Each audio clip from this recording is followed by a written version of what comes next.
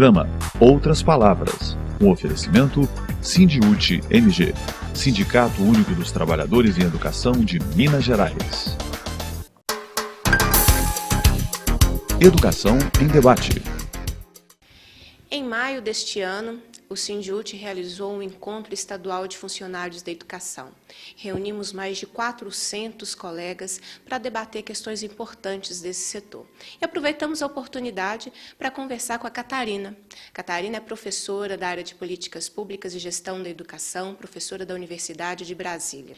Catarina, é um prazer conversar com você. Eu acho que a gente pode iniciar essa conversa falando sobre quem são os atores sociais dentro da escola. O professor não é um único ator dentro das unidades escolares. Então, quem são esses outros atores? O prazer é todo meu. Você está certa, Bia, na verdade, ao contrário, né? Nós temos vários atores dentro da escola. Nós temos os estudantes, nós temos os professores, temos os demais funcionários da escola, né? Temos a comunidade local e escolar, né? Quer dizer, nós chamamos os pais, as comunidades que estão em torno da escola, todos esses são atores que compõem o processo educativo. Então, a gente tem aí um conjunto de atores, não só os professores. No processo educativo, é fundamental que todos esses atores sejam considerados no processo da educação, especialmente os professores e os funcionários sejam considerados eminentemente educadores. Desde coordenação, gestão, todos esses são educadores. Afinal de contas, o processo educativo não é só a questão da escolarização, da transmissão dos conteúdos. O processo educativo envolve valores, aprendizado dos valores, dos costumes, que todas as pessoas que trabalham na educação, que trabalham dentro da escola, passam essa formação, esses conteúdos, né, esses temas todos. Bom, mas vamos conversar, Catarina, sobre um ator dentro da escola que muitas vezes parece invisível aos olhos da sociedade e, infelizmente, também muitas vezes invisível aos olhos do governo, que são os funcionários da educação. Sim. Nós temos uma luta nacional importante sobre esse setor da nossa escola, que aqui em Minas Gerais são os analistas, os assistentes técnicos, os auxiliares de serviço, e nós temos uma luta nacional também contra a precarização da relação de trabalho. Pela sua experiência, o que está acontecendo com esse segmento dentro das escolas? A questão da terceirização, ela está posta na sociedade em geral, né, nos processos de produção em geral. Quando isso chega na escola, é mais complicado ainda. Se a gente está falando de educadores, né, se a gente está falando que todos são educadores, de processo educativo, é preciso que eu entenda que os funcionários da educação, eles são educadores. Quando eu terceirizo os funcionários da educação, eu estou terceirizando a própria educação, eu estou tirando a importância que a educação tem na nossa sociedade e de que esses autores têm no processo de formação dos nossos alunos. Então, se a gente na política, por exemplo, do novo Plano Nacional da Educação, a gente tem 3 metas voltadas para a valorização dos educadores, dos funcionários da educação, na verdade, dos trabalhadores na educação, aí englobando não só os professores, mas também os funcionários, né? E nessa luta, o que está em voga?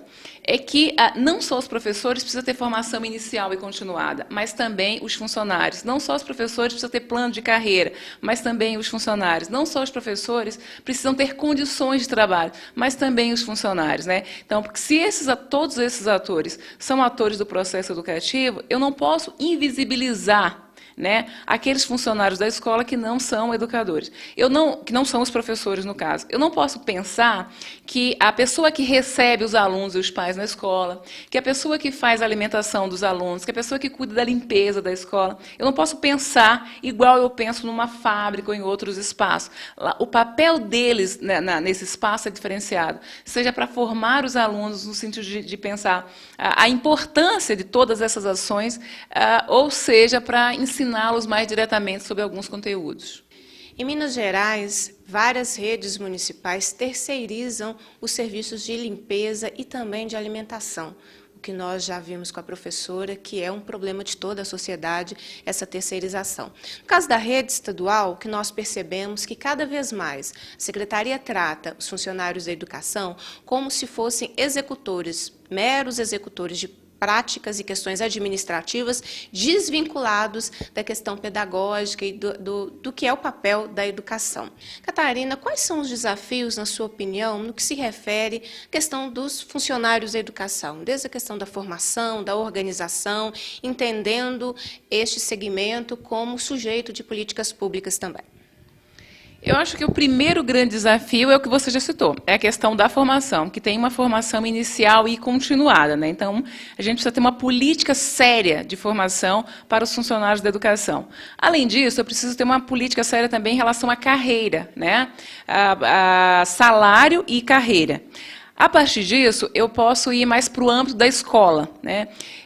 Tendo essa formação, que esses funcionários sejam considerados realmente sujeitos educativos dentro da escola, e, nesse sentido, ele precisa começar a participar mais dos processos de gestão, de tomada de decisão, da discussão do projeto político-pedagógico, né, da construção desse projeto político-pedagógico, que é a alma da escola, né, que assim, a escola, aquilo que define qual é o projeto de educação que a gente vai implementar numa determinada escola, é exatamente o seu projeto político-pedagógico. E esses funcionários precisam construir efetivamente, participar efetivamente da construção desse projeto político-pedagógico.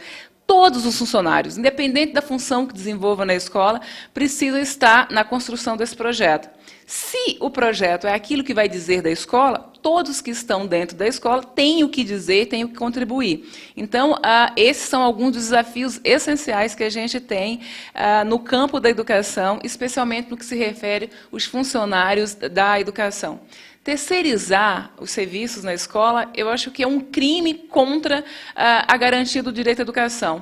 Porque, na verdade, os funcionários terceirizados eles não vão criar nenhum vínculo com a escola, nenhum vínculo com os alunos, vão lá prestar um serviço, e a educação não é serviço, a educação é direito. E a gente precisa garantir esse direito na sua plenitude, garantir aprendizado, garantir formação cidadã, garantir que as pessoas tenham uma formação que os torne capazes de ler o mundo, de entender o mundo e de transformar o mundo, e não simplesmente de se adaptar ao mundo. Isso serve para todos os atores que constroem a escola.